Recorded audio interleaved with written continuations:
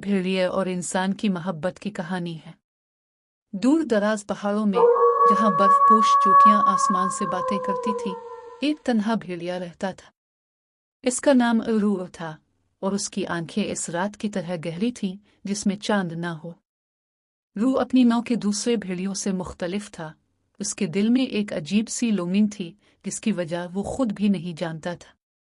एक दिन जब वो जंगल में घूम रहा था, उसने एक ऐसी चीज देखी जो उसने पहले कभी नहीं देखी थी। एक नौजवान लड़की, गुल अनामी, एक रोशन रंग के लिबास में मलबूस, एक नदी के किनारे बैठी थी।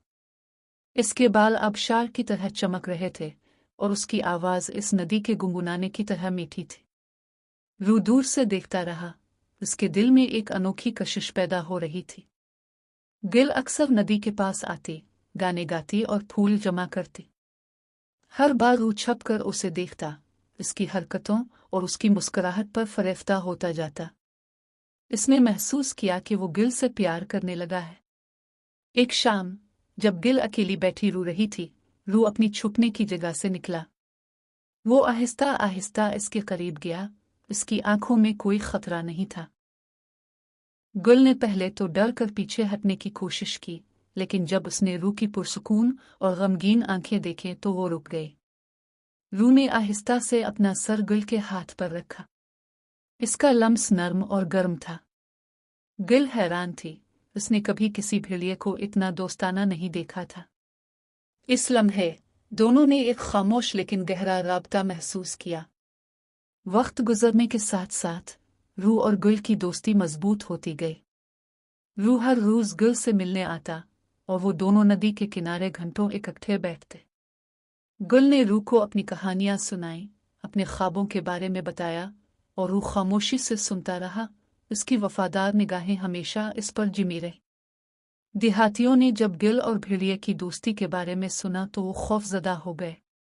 उन्होंने गिल को खबरदार किया कि वो रू से दूर रहे, से एक खतरनाक दरिंदा करार दिया। लेकिन गिल ने उनकी बातों पर ध्यान नहीं दिया। वो जानती थी कि रू के दिल में सिर्फ मोहब्बत है। एक सर्द रात जंगल में एक खौफनाक आग भड़क उठी। गिल अपने घर में फंस गई थी और धुआं चारों तरफ फैल रहा था। रू ने खतरे को महसूस किया और फौरन गुल के घर की तरफ भागा। देहाती डर कर भाग गए, लेकिन रू ने बगैर किसी खौफ के जलते हुए घर में छलांग लगा दी।